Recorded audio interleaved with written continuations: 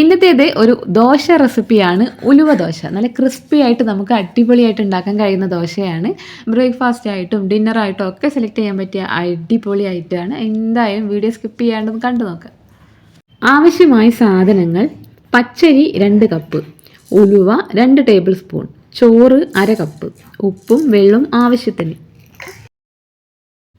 ഒരു ബൗൾ എടുത്ത് വെച്ചിട്ടുണ്ട്. അതിലേക്ക് 2 കപ്പ് അളവിൽ പച്ചരിയാണ് ചേർത്ത് കൊടുക്കുന്നത്.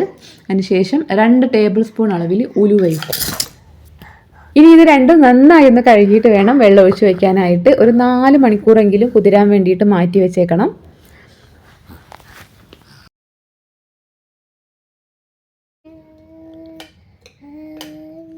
ഇപ്പോൾ അതേ നമ്മുടെ അരിയൊക്കെ നന്നായിട്ട് കുതിർന്ന് വന്നിട്ടുണ്ട്. ഇനി ഇത് നേരെ മിക്സിയുടെ ജാറിലേക്ക് ഇട്ട് കൊടുക്കുകയാണ്. ആദ്യം കഴുകി വെച്ചത് കൊണ്ട് തന്നെ വെള്ളത്തോടു കൂടി തന്നെ മിക്സിയുടെ ജാറിലേക്ക് ചേർത്ത് കൊടുക്കാവുന്നതേ ഉള്ളൂ. ഇനി ചേർക്കുന്നത് ചോറാണ്. 1/2 കപ്പ് അളവിൽ ചേർത്തിട്ടുണ്ട്. പച്ചരി ചേർത്തപ്പോൾ അതിന് കൂടെ ഒഴിച്ചാൽ വെള്ളം മാത്രം മതിയാവില്ല അരഞ്ഞ് കിട്ടാനായിട്ട്. അപ്പോൾ ആവശ്യത്തിന് വെള്ളവും കൂടി ഒഴിച്ചിട്ട് നന്നായിട്ട് തന്നെ അരച്ചു കൊണ്ടുവരേണ്ടതാണ്.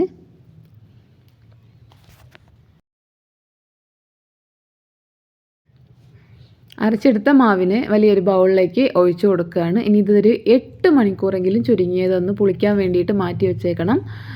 നമ്മൾ സാധാരണ ഉഴുന്ന് ദോശയ്ക്കൊക്കെ മാവ് അരയ്ക്കുമ്പോൾ നന്നായിട്ട് പൊങ്ങി വരും. അത്രയ്ക്കൊന്നും അങ്ങ് ഇത് പൊങ്ങി വരില്ല, അതൊന്ന് പുളിച്ചിരിക്കുകയേ ഉള്ളൂ.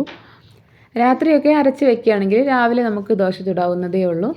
അപ്പോൾ നമ്മൾ അരച്ച് വെക്കുമ്പോൾ ഉള്ള ആ കൺസിസ്റ്റൻസി ആവില്ല, നല്ല തിക്കോടായിരിക്കും നമ്മുടെ മാവ് ഇരിക്കുന്നത്. അപ്പോൾ ചെയ്യേണ്ടത് ആവശ്യത്തിന് വെള്ളം ഒഴിച്ചിട്ട് നന്നായിട്ടൊന്ന് ലൂസാക്കി എടുക്കുകയും വേണം.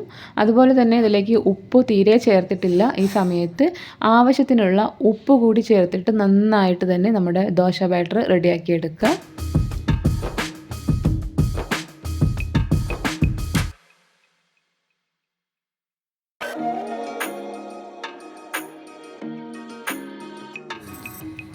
അപ്പോൾ ഓക്കെ, നമ്മുടെ ബാറ്ററൊക്കെ ഇപ്പോൾ ഇവിടെ റെഡിയാണ്. ഇനി നമുക്ക് ചൂടായ ദോശക്കല്ലിലേക്ക് മാവ് ഒഴിച്ച് ദോശ ചുട്ടെടുക്കാവുന്നതേ ഉള്ളൂ.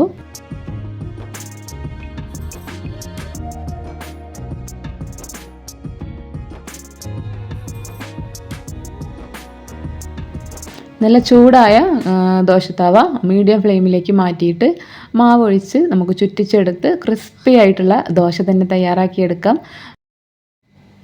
ദോശയൊന്ന് ചൂടായി വരുന്ന സമയത്ത് അതിന് മുകളിലേക്ക് ഒരല്പം എണ്ണയോ നെയ്യോ അല്ലെങ്കിൽ ഒരല്പം വെളിച്ചെണ്ണയോ ഒന്ന് തൂവി കൊടുക്കാം. ഇത്രയേ ഉള്ളൂ. ഇനി നന്നായിട്ടൊന്ന് കളറ് മാറി വരുന്ന സമയമാകുമ്പോൾ നമുക്ക് ദോശ മടക്കിയെടുക്കാവുന്നതേ ഉള്ളൂ. ഏകദേശം നമ്മുടെ ഉഴുന്ന് ദോശയുടെ അതേപോലെ തന്നെയാണ്. ടേസ്റ്റിന് ചെറിയൊരു വ്യത്യാസം ഉണ്ടെന്നുള്ളൂ. ഉലുവേൻ്റെ ടേസ്റ്റ് ഇതിൽ എടുത്ത് കാണിക്കുന്നു, അത്രയേ ഉള്ളൂ. എന്തായാലും നല്ല ഹെൽത്തി ആയിട്ടുള്ള ദോശ റെസിപ്പിയാണിത്.